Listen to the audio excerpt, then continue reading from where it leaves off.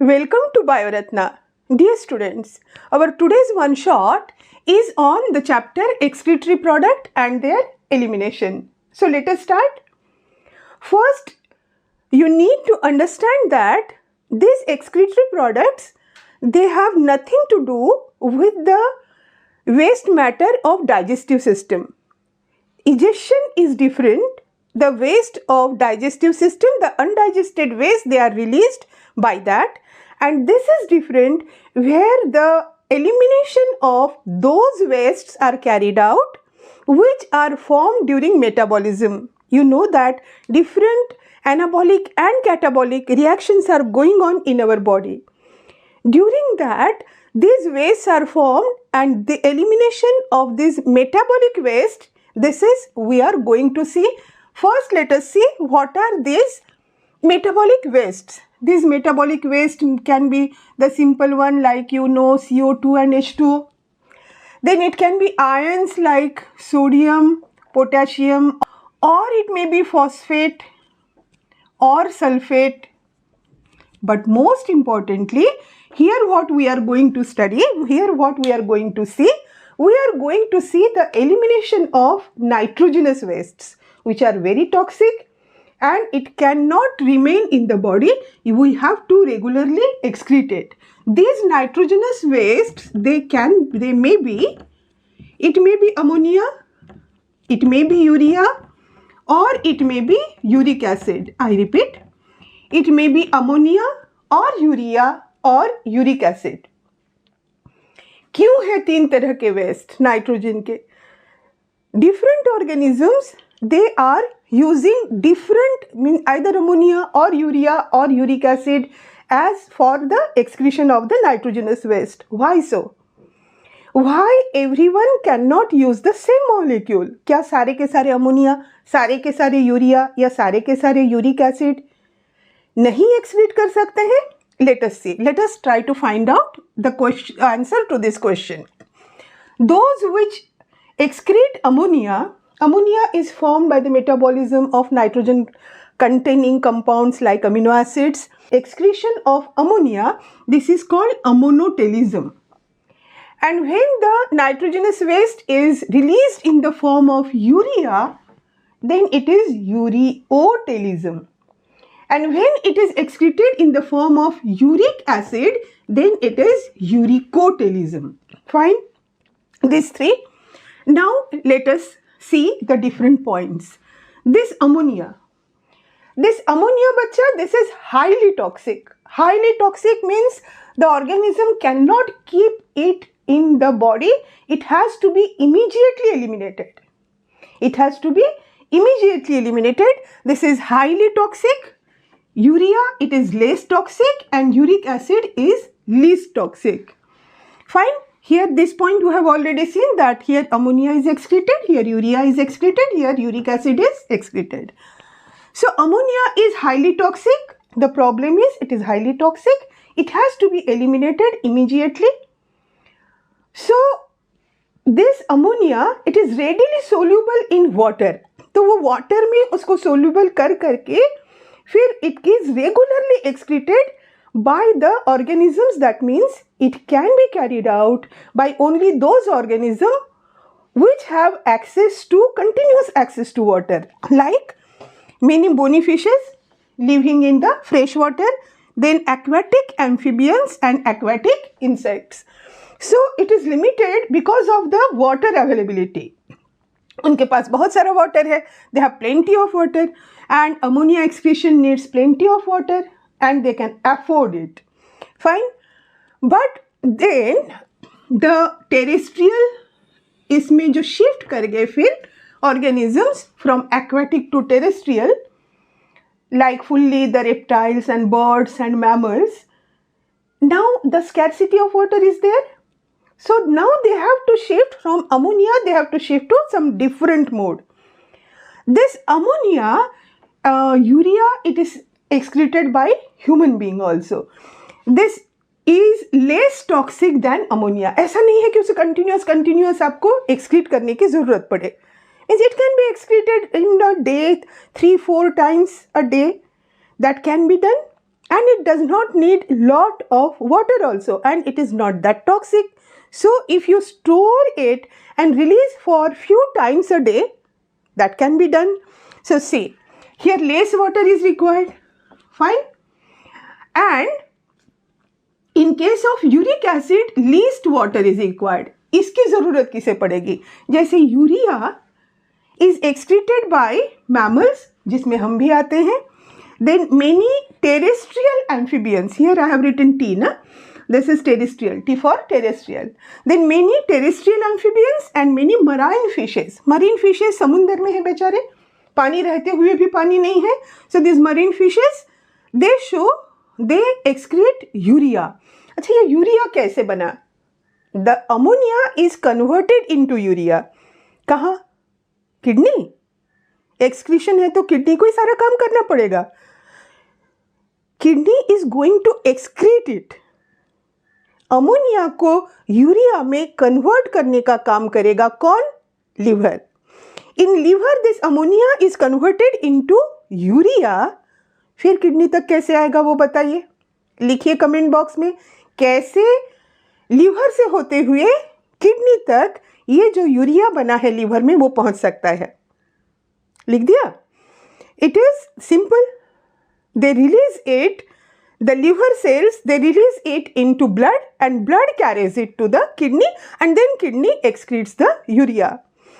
अच्छा, एक चीज जानते हो आप, इस यूरिया को इतना जो हम निकाल के बाहर कर रहे हैं रेगुलरली, एकदम देखते रहते हैं यूरिया बना है चलो निकालना है, थोड़ा सा यूरिया हम सहेज के रख भी लेते हैं किडनी में. Why? Because this whole game of preparation of urine, it is the osmolarity. When we study the concentration of filtrate, when we study the physiology of urine formation, there I will tell you how this urea it helps. थोड़ा सा urea हमेशा kidney में जमा करके रख लिया जाता है.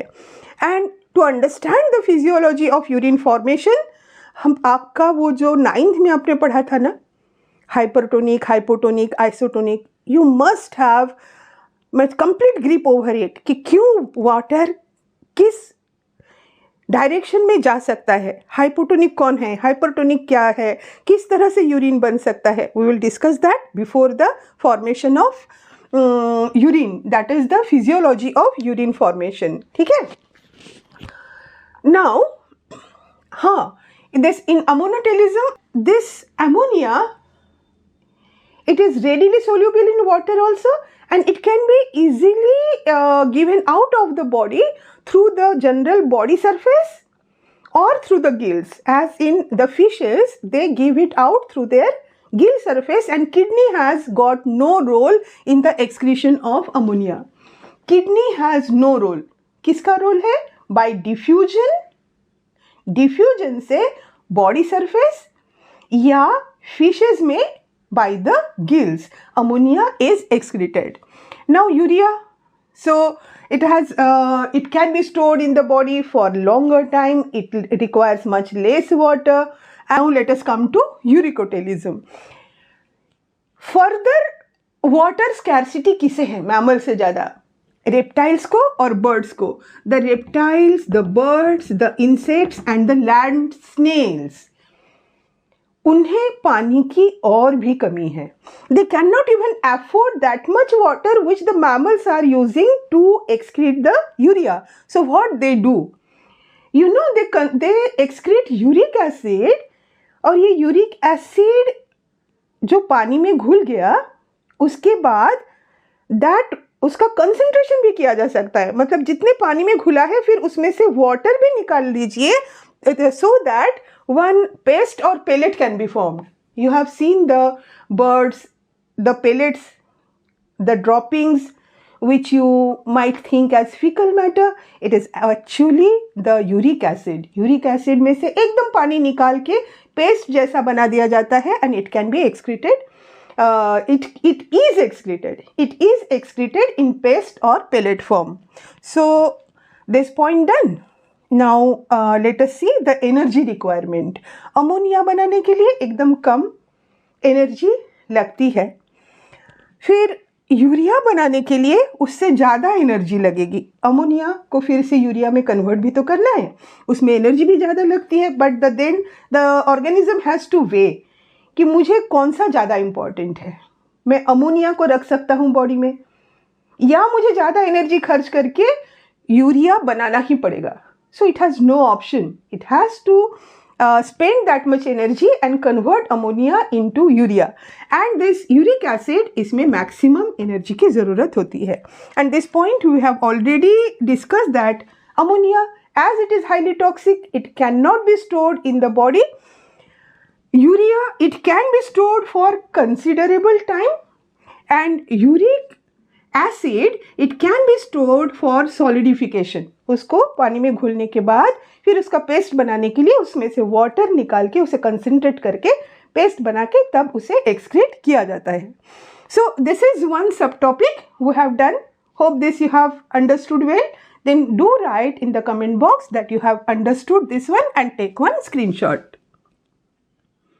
Fine, now we move to the comparative account of the different types of excretory organs which are found in different groups of animals.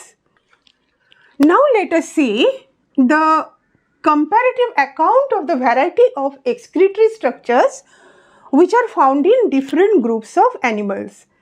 बच्चों ये invertebrates जो होते हैं ना, the invertebrates में simple tubular structures होते हैं excretory organs. Invertebrates, they have simple tubular structures as excretory organ, whereas in case of vertebrates, you know our nephrons, how complex they are. So in case of vertebrates, it is complex tubular organs. This is complex tubular. Let us see in different groups of organisms. The first one is flame cell or protonephridia. You have studied in Platyhelminthes the flame cells. It is found in Planaria, the freshwater Platyhelminthes. It is found in rotifers, some annelids and Cephalochordata. Cephalochordata example you remember? Cephalochordata, that is Amphioxus. And the flame cell, in case of cephalochordates, they are called solenocytes. This is solenocyte. किसी भी flame cell को आप सोलेनोसाइट नहीं कहते हो, Cephalochordata के flame cell को आप सोलेनोसाइट कहते हो। Remember that, remember each and every point carefully. Now come to nephridia. So this nephridia, these are tubular excretory organs in earthworm and other annelida. इसके लिए कैसे डायग्राम दिखाएं आपको? ये दो, if you take two segments of this earthworm, then this it's nephridia. It is a tube-like structures and this tube has one funnel. ये funnel हो गया उसका, and this funnel and a small tubular structure lies in one segment, and it's the coiled tubular part. It remains in the next segment, and this segment, this tube, it opens to outside by this pore. This pore is called nephridiopore. This is nephridiopore. और ये इसका funnel है. This is called nephrostome. You don't need these words. This is nephrostome. तो यहाँ से होते हुए waste matter अंदर जाएगा, जो यूजफुल चीज़ें हैं वो एब्जॉर्ब कर लेगा, और जो वेस्ट है वो नेफ्रिडियोपोर से बाहर निकल जानी है। Next come malpighian tubules. Malpighian tubules you know, at the junction of midgut and hindgut, there are 100 to 150 simple tubular structures. They take in the waste matter from the body cavity, then they release it into the hindgut, and from the hindgut together with the digestive waste, these are given out. This is Malpighian tubule. It is in most insects including cockroach. Now antennal gland or green gland. Antennal gland or green gland, it is found in crustaceans like prawn. Prawn crustacea का example है, अच्छी तरह से याद arthropoda में आपने कर ही लिया होगा. Crustaceans like prawn, यहाँ पे ये antennal gland और green gland, it opens at the coxal part of second antenna. Coxal part, it is a segmented structure ना, तो कोक्सा वाला जो segment है, coaxial part of second antenna. This is drawn. Now last, the kidney with nephron. Example, the vertebrates including us. We have the kidney into which there are millions of nephrons which are continuously forming the urine. Urine is urea dissolved in water. So take the screenshot.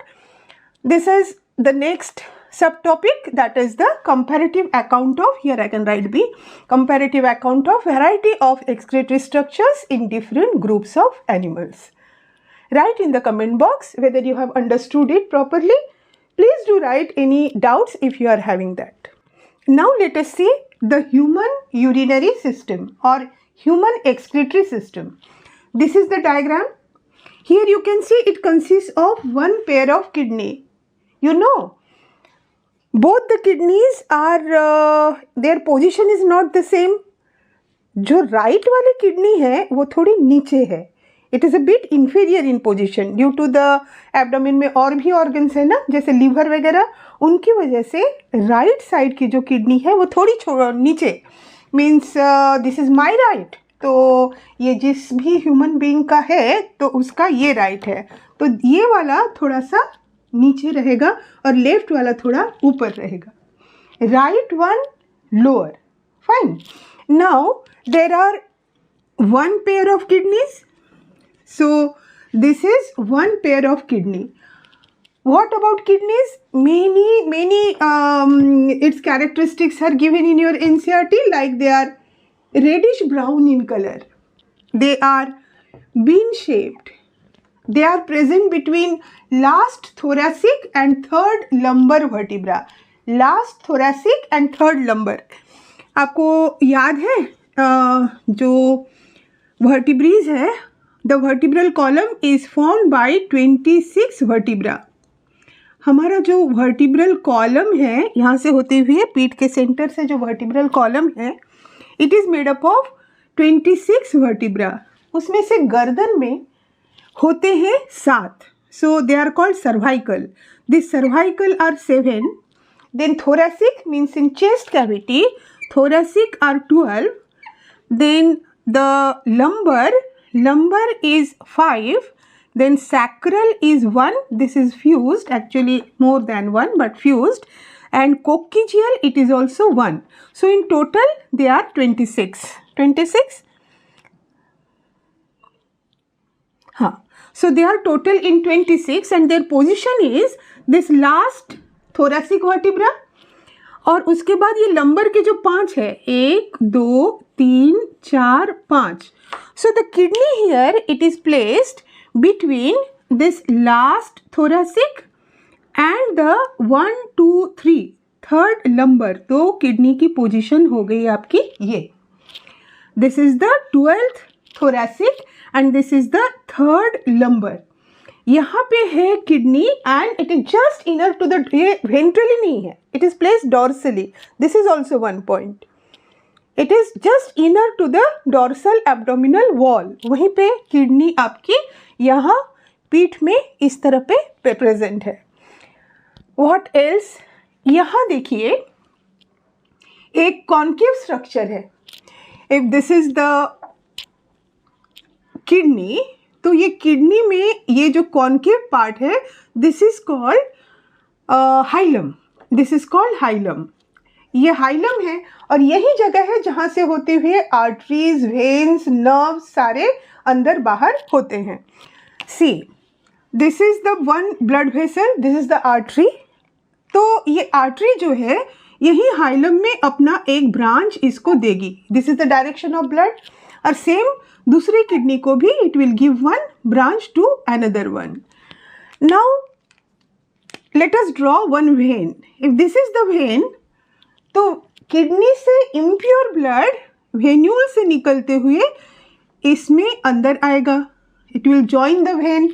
So the direction of blood, venous blood, is from kidney towards the vein. समझ रहे हो बात को?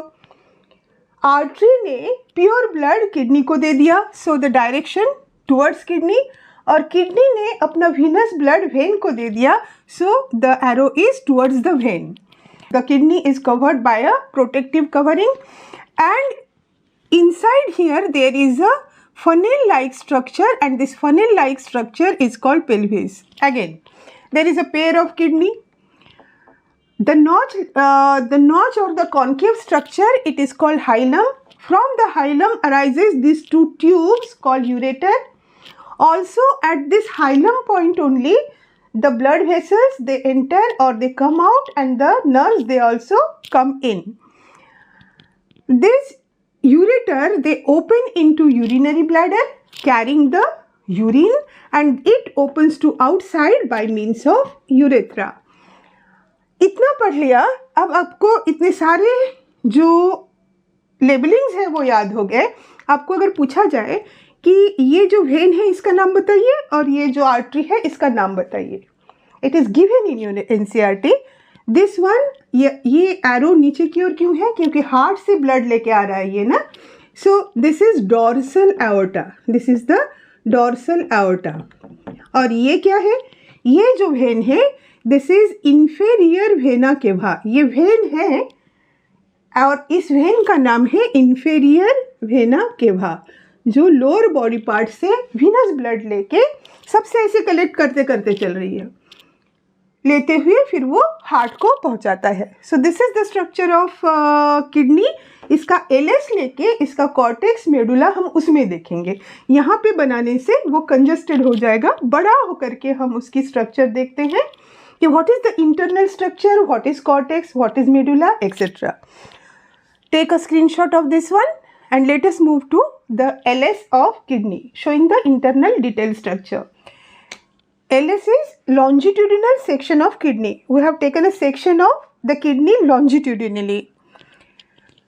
See, this is the protective covering, outer protective covering. As we have taken this section, so we can see these structures. Otherwise, from outside we can see this concave structure. Means if this is the kidney, then this concave part, this is the hilum. So this part, it is the hilum. When we take the section, then we see that inside there it expands and it forms this pelvis, which is a funnel shaped structure. देखो funnel जैसा बना है.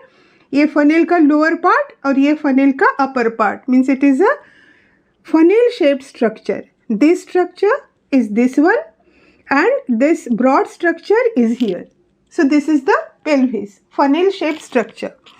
Now this kidney has outer cortex. ये complete outer एक ring, यहाँ से होते हुए नीचे में, यहाँ से इतनी एक cortex की ring आएगी, उसके नीचे medulla की ring आएगी. Means outer this much cortex and then it is medulla. Fine. So this is the outer cortex. See, this much is the, from here to here, this is the cortex, and then below it is the medulla, and this medulla does not form a continuous band. This cortex, you can see that it has formed a continuous band. But this medulla, it has not formed a continuous band. It rather forms medullary pyramids. You can see these pyramid-like structures here. So these pyramid-like structures, these are medullary pyramids. So this one was outer band cortex. Then these are medullary pyramids. Then what is column of Bertini? There is space in between the two medullary pyramids, and this space, यहाँ पे वो cortex अंदर की ओर जाता है. Between two medullary pyramids, the cortex grows. So this is called column of Bertini. So this is also cortex. And this medullary pyramid, it is present on, you can see these branch-like structures. These are called calyx. So this is calyx. This is all the structure. And here the thread-like structures which you can see, they are the collecting ducts which are collecting the urine from the different nephrons. Now they are opening into the medullary pyramid. तो यहाँ से होते हुए urine ये कहाँ डालेंगे? Calyx में डालेंगे. और हर कैलिक्स यूरिन को कहाँ डालेगा? पेल्विस में डालेगा. देन हाइलम से होते हुए ये यूरेटर से होते हुए नीचे की ओर जाएंगे. If you find this diagram complex, it is not. Let me show you how to draw this diagram. पहले आप bean shaped बना लीजिए kidney. This is the concave part, this is the hilum. Now अब इसको अंदर की ओर थोड़ा ले जाइए फनेल के इसकी तरह और थोड़ा इसको चौड़ा कर दीजिए. This is the pelvis. अब आइए किडनी के रीजन्स बना लेते हैं. ये आउटर वाली कंप्लीट जो बैंड है, this complete band, this is cortex. इसके नीचे मेडुलरी पिरामिड बनाएंगे. मेडुला की कंप्लीट रिंग नहीं बनेगी बच्चा ना. Medulla is going to form only broken into small small small many pyramids. लेकिन हमें तो एक बैंड बनानी पड़ेगी जहाँ पे हम मेडुला को बनाने वाले हैं, और एक थर्ड बैंड हम बनाते हैं जहाँ पे हम ये कैलिक्स जो है उसको बनाएंगे. Now let us start. अब हम क्या करते हैं, ये जो पेल्विस है, पेल्विस से होते हुए हमने ये ले लिए. ये फर्स्ट इज कैलिक्स. यहाँ पे हम मेडुला बनाने वाले हैं. यहाँ हम आराम से दिस कैलिक्स बना सकते हैं. This is cortex and this is calyx. तो इसको हमने ऐसे लिया और इस तरह से स्ट्रक्चर बना दिए.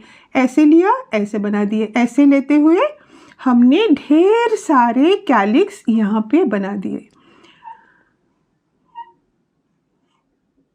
हर कैलिक्स के ऊपर में थोड़ा सा ऐसे, ये कैलिक्स है, इसको आप इस तरह से बनाते हो और इस कोन के अंदर में फिट हो जाएगा the medulla.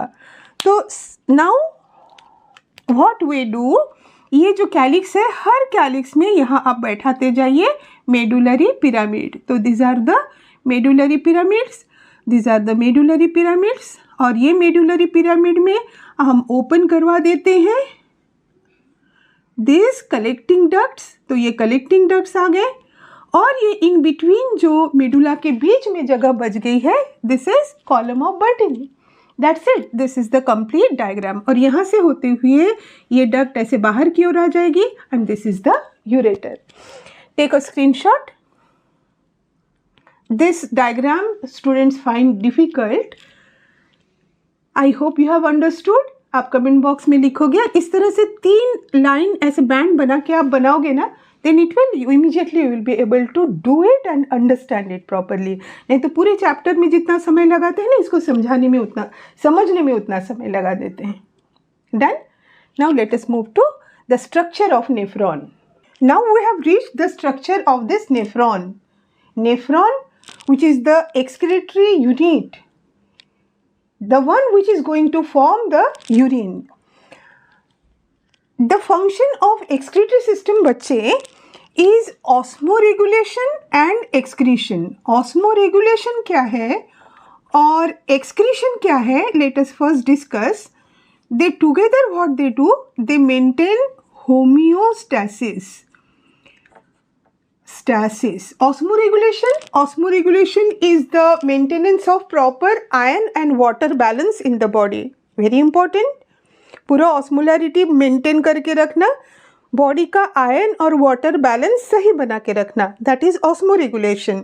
And excretion is all the different types of whatever metabolic wastes are formed to remove it so that a healthy internal environment is maintained. This maintenance of healthy internal environment is called homeostasis. कितनी तरह के metabolic waste regular बन रहे हैं हमारे body में. Ion और water का इम्बैलेंस हो सकता है लेकिन नहीं होता. एक प्रॉपर इंटरनल एनवायरनमेंट और homeostasis is maintained because of this osmoregulation और एक्सक्रीशन.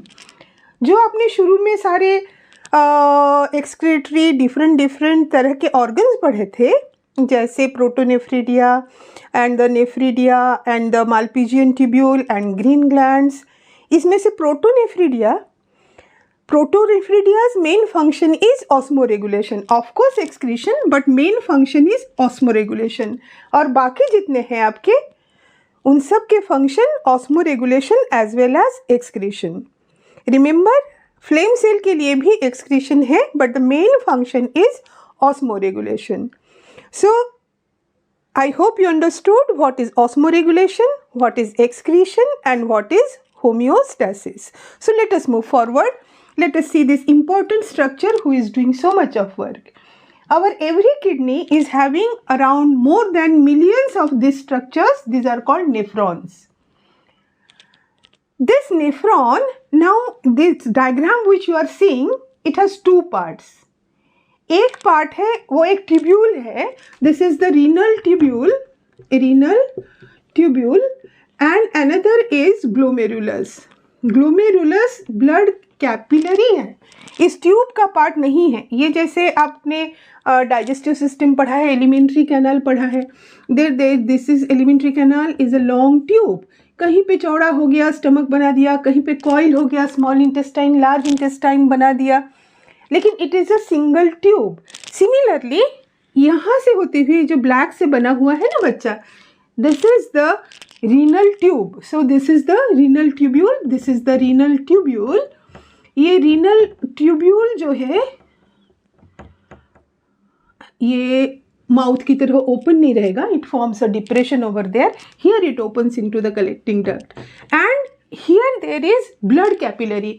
अगर ब्लड कैपिलरी हम नहीं बनाते हैं then it is like renal tubule is like a school where there is no student. अगर ब्लड ही नहीं आया तो प्यूरिफाई क्या होगा बच्चे. So let us see in detail the structure. First you have understood this black part. This is a complete single tubule. Excretory system का है, so renal tubule. और इसने एक साइड में इस तरह से एक डिप्रेशन बना दिया है. डिप्रेशन बनाते हुए एक फनेल जैसा स्ट्रक्चर बना दिया है. This structure is called Bowman's capsule. This capsule, it is called Bowman's capsule. And here the capillary network which you can see, listen carefully ना, यही है जो पूरा फिजियोलॉजी ऑफ यूरिन फॉर्मेशन में आपको मदद करने वाला है. So this capillary it is glomerulus and this capsule together it is called malpighian body. तो ये जो कैपिलरी है ग्लोमेरुलस वो कैसे बना? This is formed by this afferent artery. आपने किडनी में देखा था कि ये किडनी में ऐसे यहाँ से होते हुए रीनल आर्टरी यहाँ इंटर कर रही है. ये रीनल आर्टरी की एक ब्रांच है. I repeat, in the kidney you have shown in the excretory system कि जो आर्टरी है, डॉर्सल एओर्टा है, उसमें से एक ब्रांच निकल के it is entering the kidney. It is the renal artery. Renal artery has formed further branches and it has formed afferent artery. This afferent artery, it has entered the Bowman's capsule and there it has formed this network capillary called glomerulus. That's simple. फिर the artery which is arising from this capillary, most important point, it is less wider than the afferent. Afferent वाली चौड़ी है, efferent वाली पतली है. यही trick है जिससे बॉडी यूरिन मतलब ब्लड फिल्टर कर रहा है. Why? More blood is coming here but less blood can move through this efferent artery. तो जाएगा कहाँ? अब pressure is created. Due to this pressure ये ब्लड यहाँ पे फिल्टर होके अब ग्लोमेरुलस के इस वॉल को ये करते हुए नीचे की ओर एंटर कर जाता है. Thus this afferent artery, wide afferent artery and the less wide efferent artery, they play great role in the filtration of the blood. इतने पार्ट को पढ़ लिया हमने. Afferent artery forming glomerulus, efferent artery less wider coming out of this efferent glomerulus. Now this Bowman's capsule, below it there is a very coiled part. This coiled part is called PCT. PCT is proximal convoluted tubule. This is proximal convoluted tubule. शुरू में जो मुड़ा तुड़ा सा convoluted मतलब घुमावदार सा tube है, that is proximal convoluted tubule. Then you see this tube which is a loop like structure. ये जो नीचे की ओर जा रहा है, so this is descending limb, और ये जो ऊपर की ओर जा रहा है this is ascending limb. Together they form the Henle's loop. दोनों मिला के बना दिया उन्होंने Henle's loop. Mark this arrows. See here I have shown downward arrow and here I have shown upward arrow. क्यों? यहाँ से ब्लड फिल्टर हुआ, ये ऊपर से नीचे की ओर आ रहा है, So in this descending limb, it is moving, descending limb, it is moving downwards, and the ascending limb, it is moving upwards. Now, see here. This is the efferent artery. याद रखना पड़ेगा भासा रेक्टा किसने बनाया. It is efferent artery. Now see this efferent artery coming out of the glomerulus. Now it surrounds this renal tubule. Renal tubule को वो surround करते हुए कैपिलरी नेटवर्क बनाती है. फिर यहाँ से होते हुए ये जो उसने कैपिलरी नेटवर्क बनाई उसमें आप ये यू शेप का एक देख सकते हो. This is U-shaped structure. This is called vasa recta, which runs parallel to the Henle's loop. Repeat. The efferent artery, it comes out from glomerulus.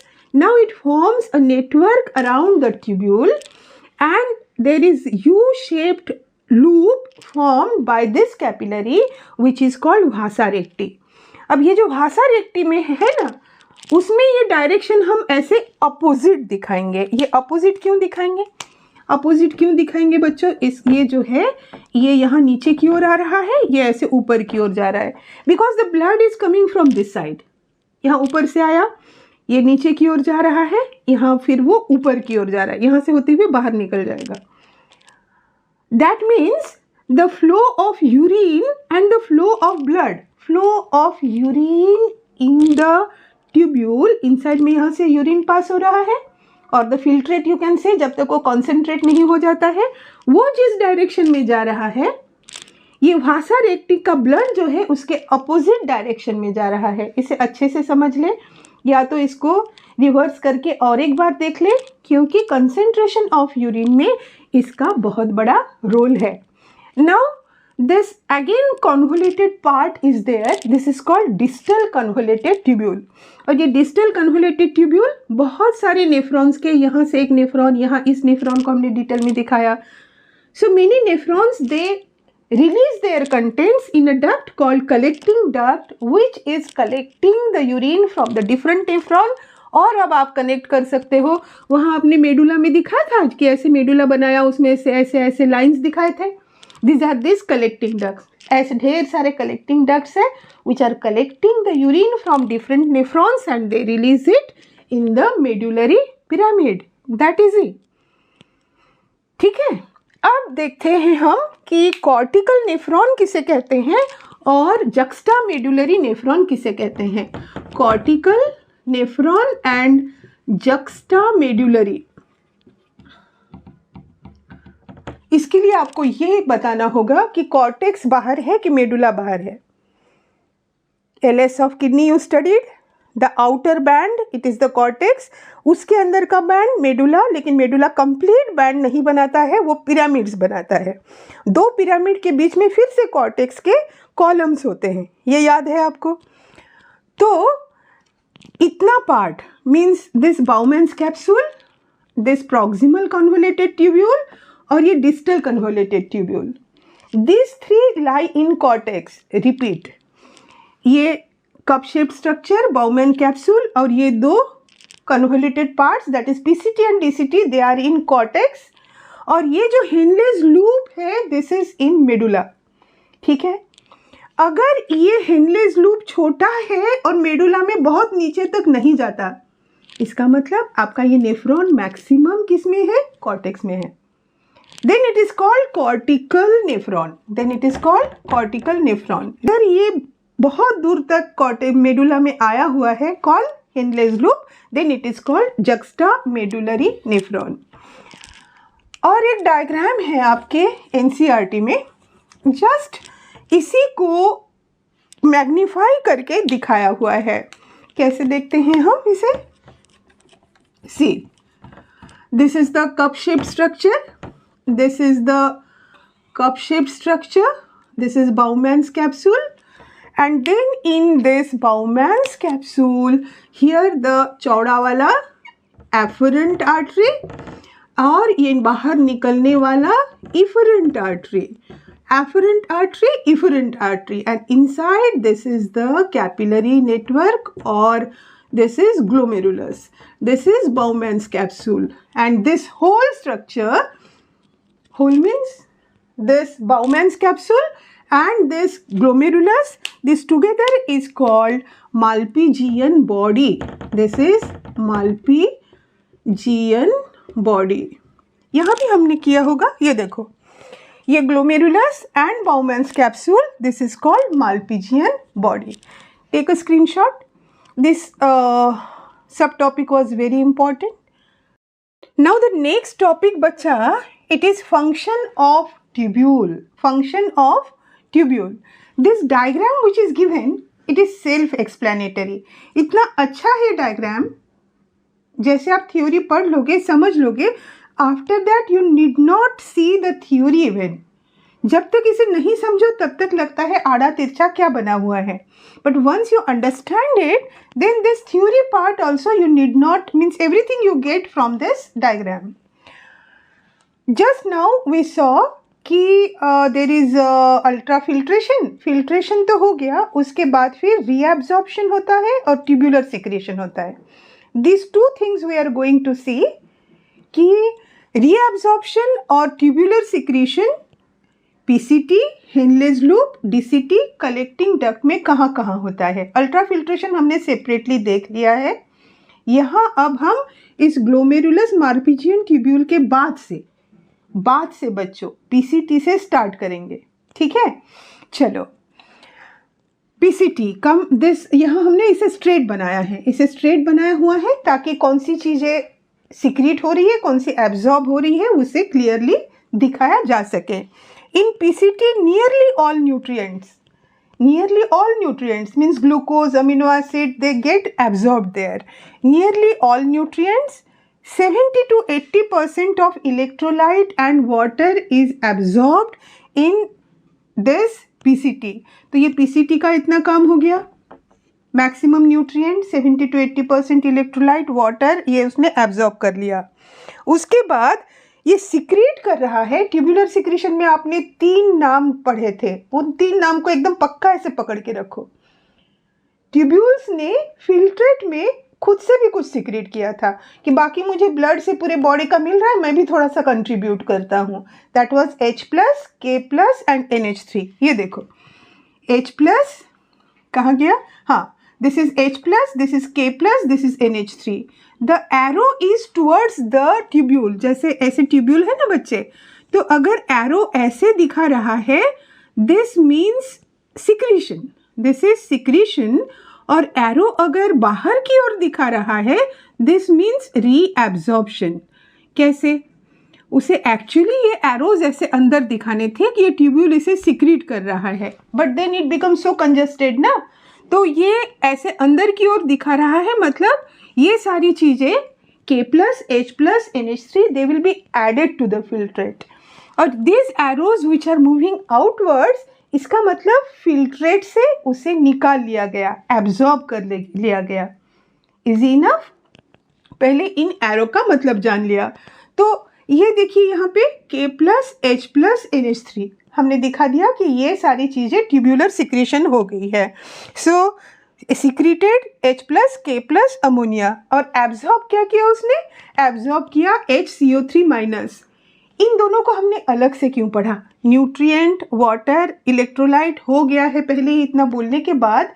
HCO3 को फिर अलग से यहाँ क्यों डाला, क्योंकि ये K+, H+, NH3 और HCO3 टुगेदर, इसका जो सिक्रीशन और रीअब्जॉर्प्शन मिलके आयोनिक बैलेंस और एसिड बेस बैलेंस मेंटेन करते हैं. ट्यूबुलर सिक्रीशन का वो एक छोटा सा सिंपल सा जो सेंटेंस था वो याद करते चलोगे तो बस ये देखिए यहाँ खत्म. K+, H+, NH3 arrow towards the tubule means they are secreted into the filtrate. NaCl, nutrients, water सब absorb हो गया 70 to 80%, और HCO3- is also absorbed. ये दोनों का अलग से इसलिए किया हुआ है क्योंकि इसी से osmo regulation, ionic and water balance होता है. जितने आयंस रहेंगे अकॉर्डिंगली हाइपरटोनिक हाइपोटोनिक होता है. हमने आपसे कहा था हाइपरटोनिक हाइपोटोनिक बिना बताए ये नहीं हो सकता है, वो है हेनलेज लूप में.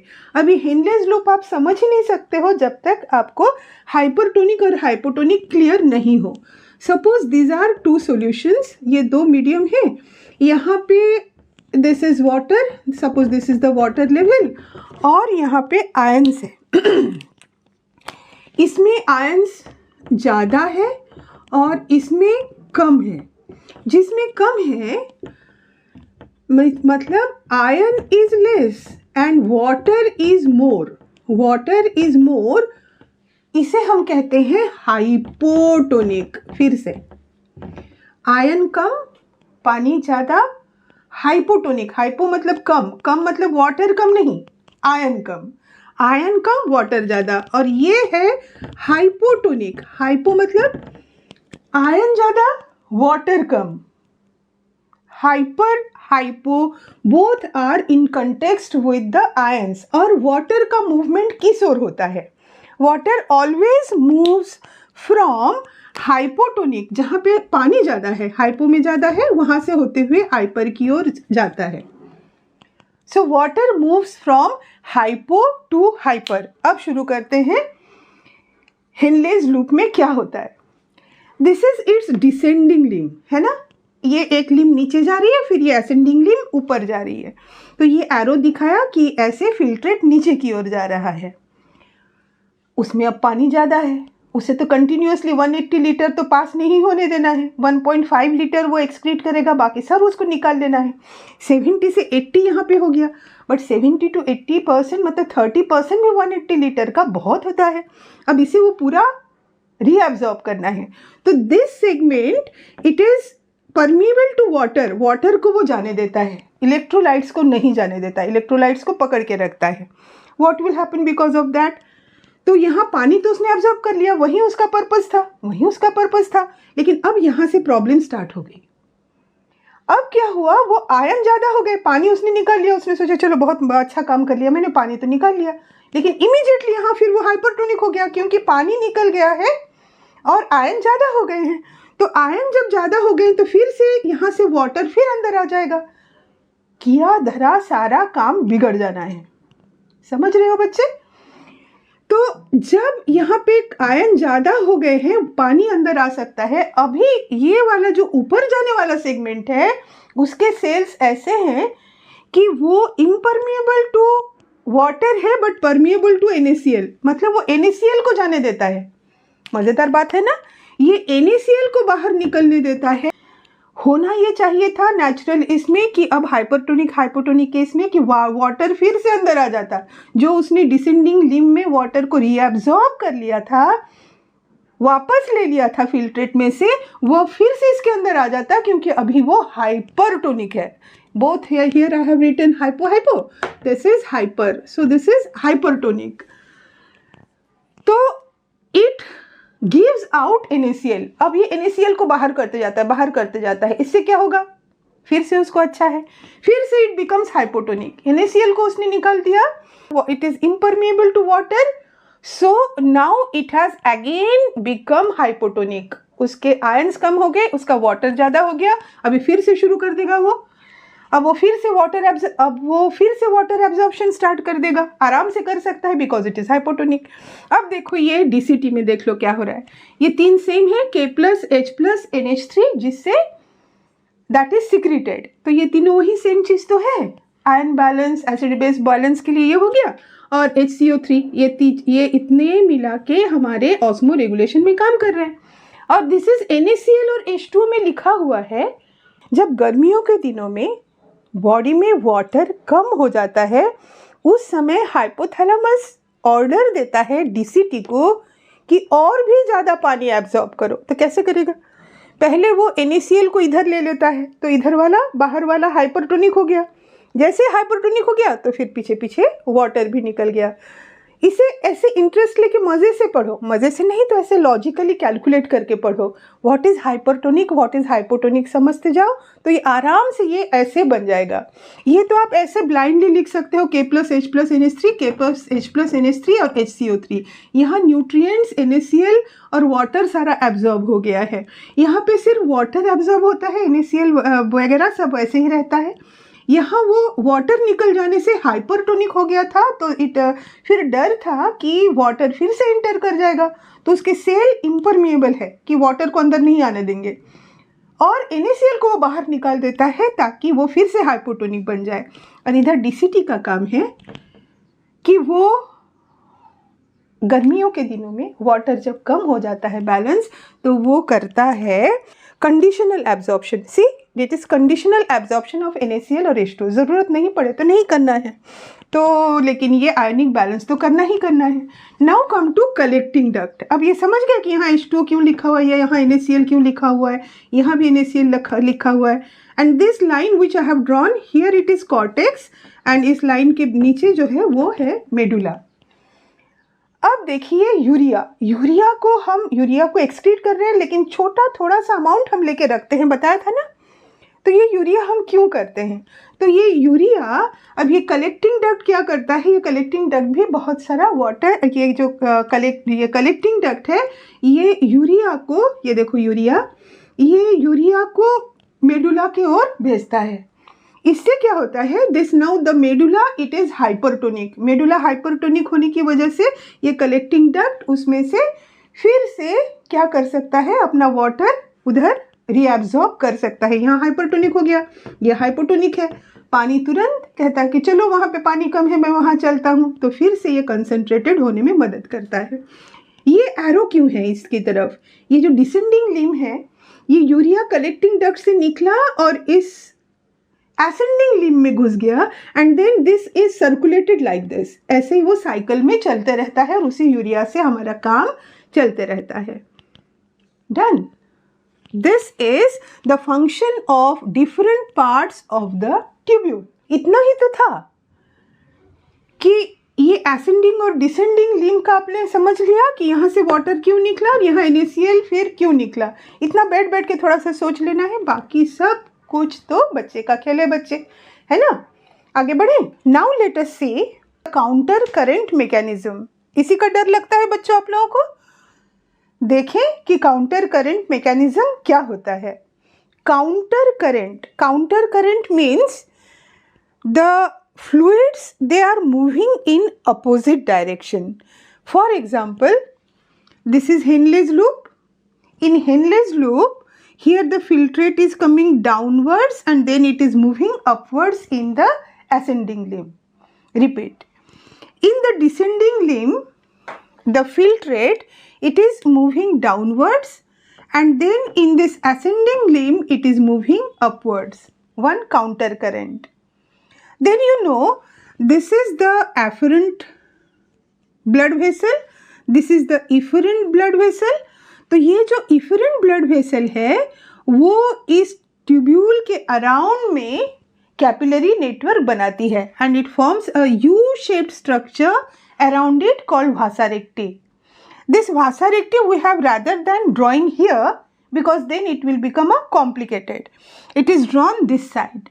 So in this diagram, this is vasa recti which is present here parallel to the ascending and descending limb, and this is the nephron. This is the nephron and this is the vasa recti. So one counter current is between ascending and descending limb of Henle's loop, and one counter current is between the ascending and descending limb of vasa recti. अब vasa recti का ascending कौन सा, vasa recti का descending कौन सा? This is the efferent artery. Efferent artery अब ऐसे नीचे आ रही है ना, तो ये इस तरह से नीचे आएगी और ऐसे जाएगी, मीन्स ये भी जस्ट उल्टा, means this one it is descending, यहाँ क्या था, दिस वन वॉज असेंडिंग। तो ये इसके पास है, ये इसके पास है, ये इसके पास है, but the current is opposite in both of them. This vasa recti के जो दो ट्यूब्स है, इनमें भी ये mechanism, ये current opposite direction में है. Here it is coming downwards, then it is moving upwards. Whereas in case of here, in the descending limb it is going downwards और यहाँ ये upwards आ रहा है. तो इसका और इसका direction अलग है, इसका और इसका direction अलग है. So there is a counter current mechanism between the ascending and descending of Henle's loop, between ascending and descending of vasa recti, and between the ascending and descending of vasa recti and ascending and descending of Henle's loop. This is simple. What happens, अब आपने अभी पढ़ा था कि इस tubule के different parts के functions क्या है बच्चों. तो ये जो एसेंडिंग वाला है वो कंटिन्यूअस, उसमें से वाटर निकलता है, इलेक्ट्रोलाइट्स नहीं निकलते, because of which it gradually becomes hypertonic. पानी निकल गया, सॉल्ट रह गए तो हाइपरटोनिक हो गया. इसलिए देखो यहाँ पे 300, 400, 600, 1000, 1200 ये बढ़ते जा रहा है. क्यों? क्योंकि इसमें से वाटर निकलते जा रहा है. अब आइए ये एसेंडिंग लिम्ब में. यहाँ अब the inside filtrate it has become hypertonic. उसका वाटर निकल गया है, उसमें सॉल्ट ज़्यादा है तो पानी फिर अंदर आ जाएगा. ये नहीं हो इसलिए वो अब NaCl को रिलीज करता है. तो see here NaCl, NaCl, NaCl, NaCl, NaCl को निकाल रहा है ताकि वो हाइपोटोनिक बन जाए. देखो हाइपोटोनिक हो गया. 1200 से 900, 600, 400, 300, 200. इतनी बात समझ में आ गई. अब यहाँ देख लीजिए, यहाँ एक लाइन हमने की हुई है.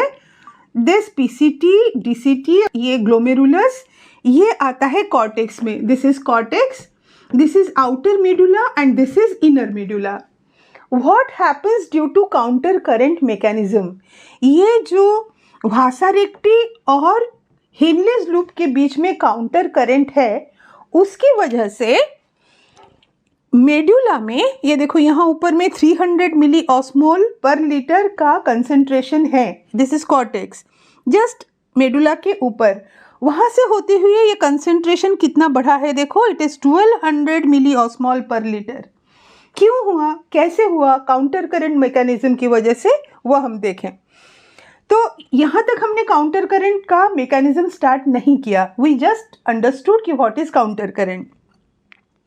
फिर हम देखते हैं, ये हमारा प्रीवियस नॉलेज है. यहाँ से वाटर निकला, यहाँ से फिर NaCl निकला. तो this NaCl it is immediately picked up by this limb. This is the descending limb. ये ascending limb of Henle's loop ने जो NaCl निकाले, वो ये descending loop of Vasa recti ने ले लिए. इसलिए देखो यहाँ NaCl लिखा हुआ है. क्यों लिखा हुआ है? ये NaCl को इस डिसेंडिंग लिम्ब ने ले लिया. लेके क्या करेगा वो? फिर वो यहाँ से, इसलिए NaCl लेते जा रहा है ना बच्चों, तो देखो उसका कंसंट्रेशन वो हाइपरटोनिक होते जा रहा है. 300, 400, 600, 800, 1200 ऐसे होते जा रहा है. फिर ये फिर कम हो रहा है, 800, 600, 400, 300. वाई?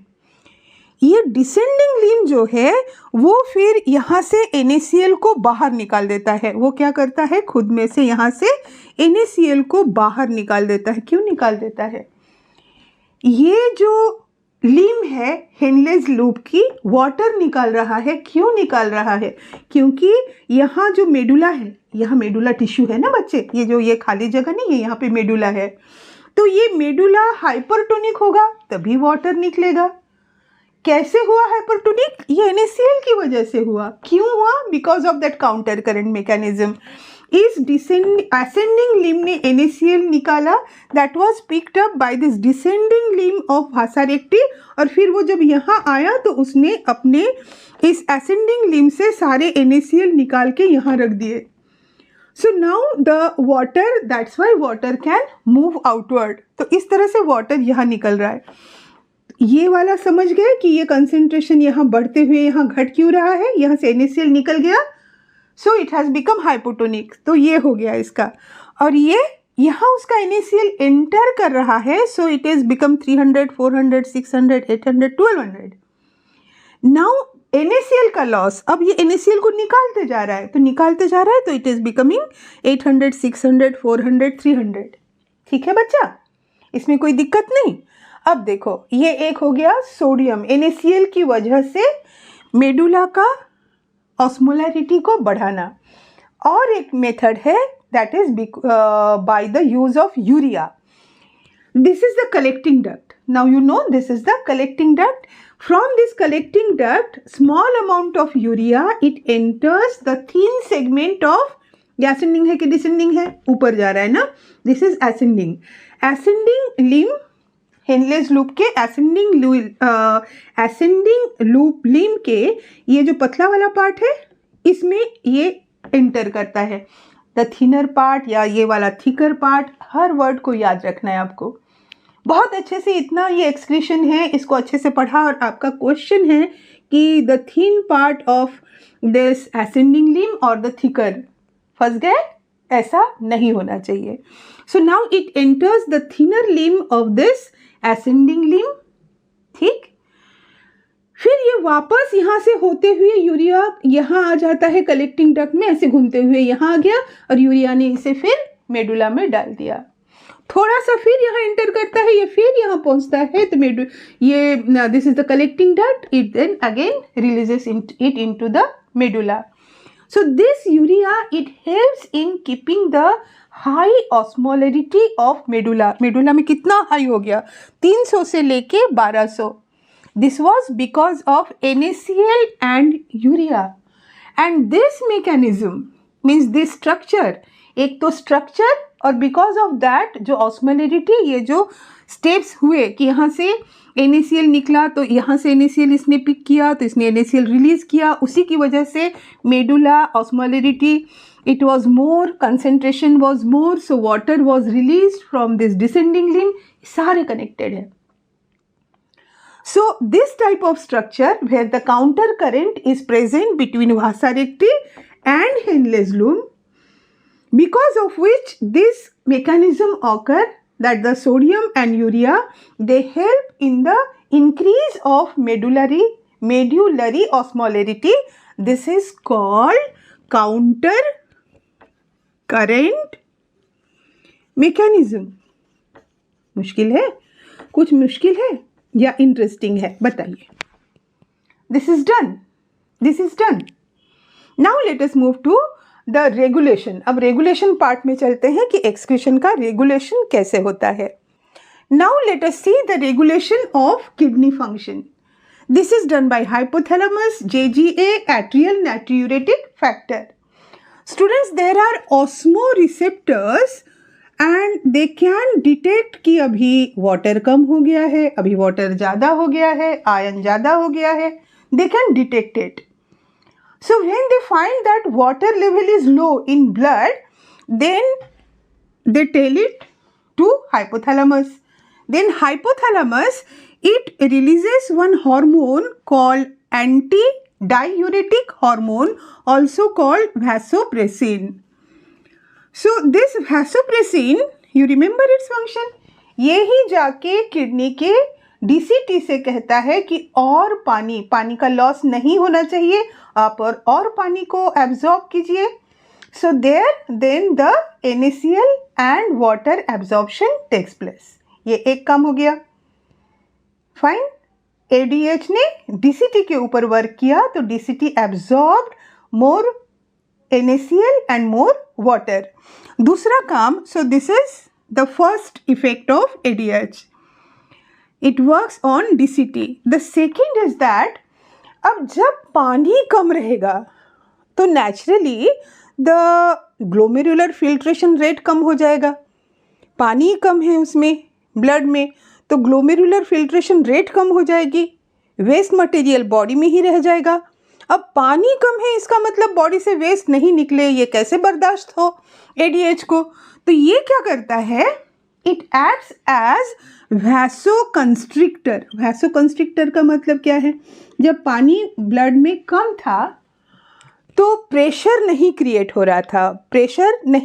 रहा था। Now what it does, it is a vasoconstrictor. Blood vessel के विड्थ को कम करता है, उसे कॉन्ट्रैक्ट करता है। तो कॉन्ट्रैक्ट करने से क्या होगा, जितना पानी अब पहले वो इतना बड़ा था, अंदर के पानी पे प्रेशर क्रिएट नहीं कर पा रहा था, अभी वो प्रेशर क्रिएट करता है, जिसकी वजह से ग्लोमेरुलर फिल्ट्रेशन रेट को फिर ये बैलेंस करता है। ऐसा नहीं कि बहुत ज़्यादा कर दिया, बहुत कम कर दिया, पूरी तरह से एकदम regulated mechanism. So it is vasoconstrictor. तो ये GFR को इंक्रीज करता है। GFR रेट जो कम हो गया था उसे वो सही करता है। GFR को सही कर दिया और DCT से वाटर और एब्जॉर्ब कर लिया। दो तरह से इसने काम किया. Now let us see the function of JGA. Juxta glomerular apparatus आपको पता है, जो एफरेंट आर्टरी और distal convoluted tubule, when they come close together, then the cells get modified and they form this juxtaglomerular apparatus. Same condition, मतलब less of water in blood. तो पानी कम हो गया, then this juxtaglomerular apparatus, it releases renin. Effect 1 renin का. हाँ, now this renin acts on angiotensinogen blood में present है inactive form में. Now when renin acts on it, then it becomes active and it forms angiotensin 1 which then forms angiotensin 2. बन गया. Now this angiotensin 2, what it does? It is a vasoconstrictor. ये same काम करेगा. This is vasoconstrictor. So it constricts the blood vessel and it increases the glomerular filtration rate. और एक काम करेगा ये. क्या काम करेगा? This angiotensin 2 वर्क angiotensin 2 कर रहा है, रेनिन नहीं. Renin simply acted on angiotensinogen, then angiotensinogen formed angiotensin 1, then angiotensin 2. The whole work is done by angiotensin 2. It is a vasoconstrictor and second it acts on, दूसरा काम ना, it acts on adrenal cortex. तो adrenal cortex जो है, it then releases aldosterone. This aldosterone, what it will do? It will act on DCT to absorb more sodium and water. यही दो same काम कर रहे हैं बच्चे. DCT से वाटर एब्जॉर्ब करना, यहाँ तो आपके लिए आसान था, दोनों जगह आपने ADH बोल दिया. वैसोकंस्ट्रिक्शन के लिए भी और वाटर एब्जॉर्प्शन फ्रॉम DCT में से भी. यहाँ आपको ये जो एंजियोटेंसिन 2 है उससे आपको करना है वैसोकंस्ट्रिक्शन.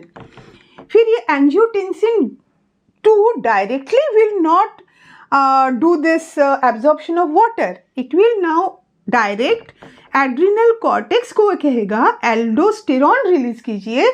Now this aldosterone it will act on DCT. Now DCT will absorb more sodium, more water. Done. Now come to atrial natriuretic factor. ये दोनों जो है बच्चे, ये दोनों में आपने क्या देखा? दोनों की कंडीशन सेम थी कि वाटर की कमी हो गई थी. बॉडी फ्लूइड्स में, ब्लड में वाटर की कमी थी. अगर अपोजिट हो, ज़्यादा हो, तो उसे महसूस करता है हार्ट के एट्रियल, हार्ट में, हार्ट का एट्रियम जो है वो फील करता है कि हाँ वाटर कंटेंट बढ़ गया है. Then it secretes a factor called atrial natriuretic factor.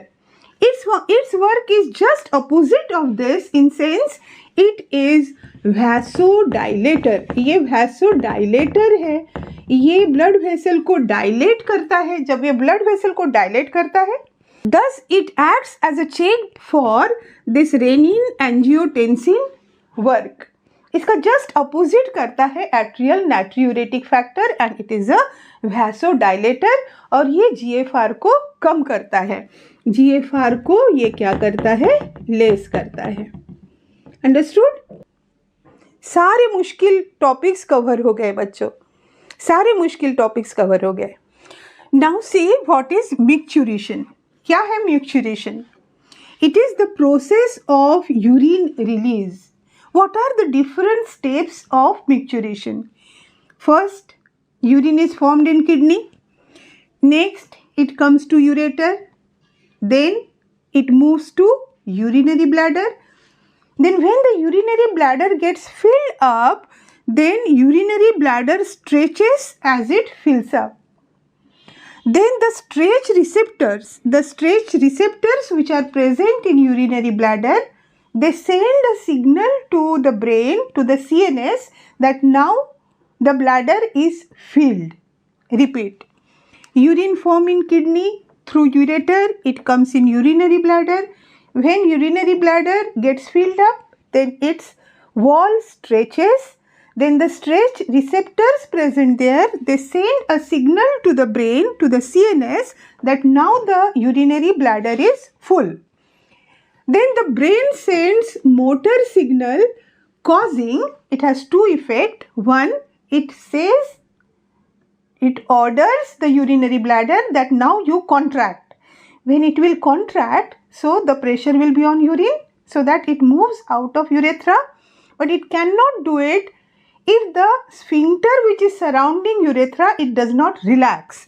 So the second one is, first is the contraction of smooth muscles of urinary bladder, and second is relaxation of urethral sphincter. So the urethral sphincter, it relaxes and then the urine is released. That's simple. This process is micturition, and the neural mechanism which causes micturition is called micturition reflex.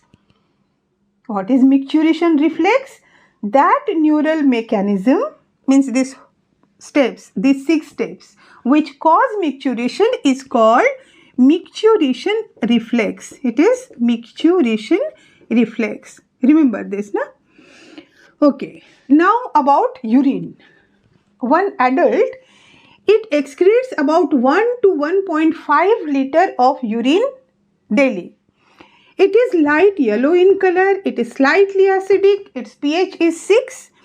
It has a characteristic smell, and about 25 to 30 gram of urea is excreted through urine per day. 25 से 30 gram. 5 gram is roughly 1 teaspoon. So that many urea is excreted through urine. Then by urine test we can find out which if the person is suffering from any disease. For example, if more glucose is there, more glucose is found in urine, then it is called glucosuria. And more ketone bodies are there, then it is called ketonuria. If this is the condition, that means the person is suffering from diabetes. The person is suffering from diabetes. So urine test is a very useful tool for diagnosis of any disease. Now let us see the role of other organs in excretion. Other organ means other than kidney. You know that it is not just ammonia, urea and uric acid which are formed as excretory product during metabolism. There are many more. And how they are excreted and what is the role of other organs. First, lungs. Lungs, they remove carbon dioxide. Remember this, that it is 200 ml per minute. And they also remove large amount of water. So, carbon dioxide and large amount of water. How much carbon dioxide? 200 ml per minute. Then come to liver. Liver secretes bile which contains substances like bilirubin, biliverdin, cholesterol, then degraded steroid hormones, vitamins and drugs. So these are excreted by liver. Now come to sweat. The primary function of sweat, it is the cooling down of the body, but sweat contains NaCl, namkin lagta hai na, so it is contains NaCl. It also contains small amount of urea and lactic acid. So sweat excretes NaCl, small amount of urea and lactic acid. What about the sebaceous or oil glands? The sebaceous gland, it excretes sterol, hydrocarbon and waxes. And you know that your saliva also, it excretes small amount of nitrogenous waste. So this is the function of, this is the role of other organs in excretion. Now the disorders of excretory system. First is uremia.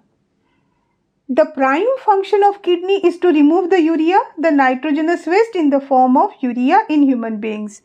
So when the kidney is not working properly, then this urea will accumulate in blood and this is called uremia. This is a serious condition. Now the blood will get impure and the risk of death of the person. When the kidney is not working properly, then the blood can be purified with the help of artificial kidney, also called dialyzer. How this dialyzer is working? This is a machine. This box, it is filled with dialyzing fluid. एक fluid से पूरा भरा हुआ है and this fluid has same composition as the plasma except that it is not having any urea in it. The nitrogenous wastes are not there. Whereas the blood which is taken from the artery of the patient, this blood, it is rich in urea, it is rich in nitrogenous waste. So what will happen? One more criteria.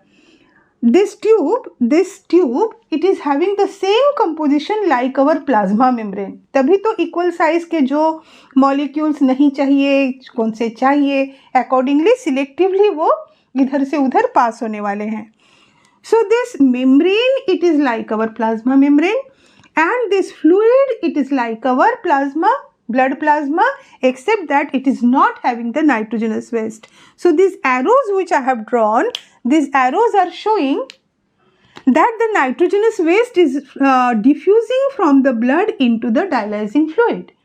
Thus the blood becomes pure and then this blood is returned to the vein of the patient. And when we take out the blood from the patient, then we add heparin into it so that it does not coagulate when it comes out of the body.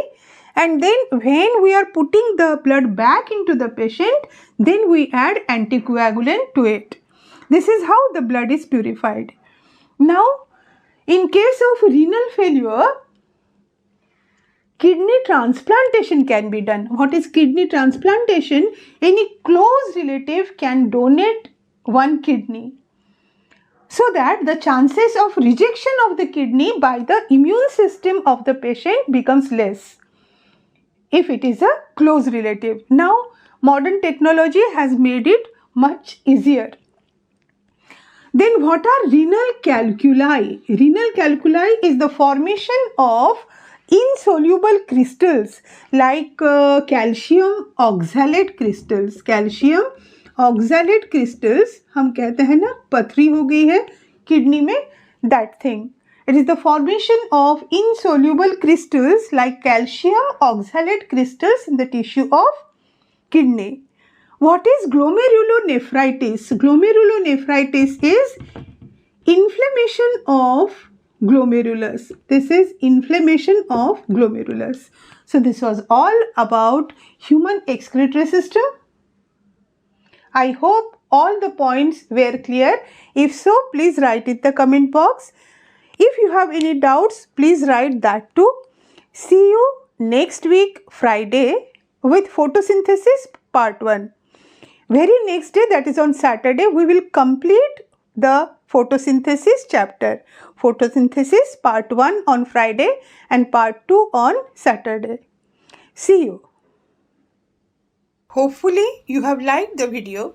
Then please like, subscribe and hit the bell icon to get all latest updates.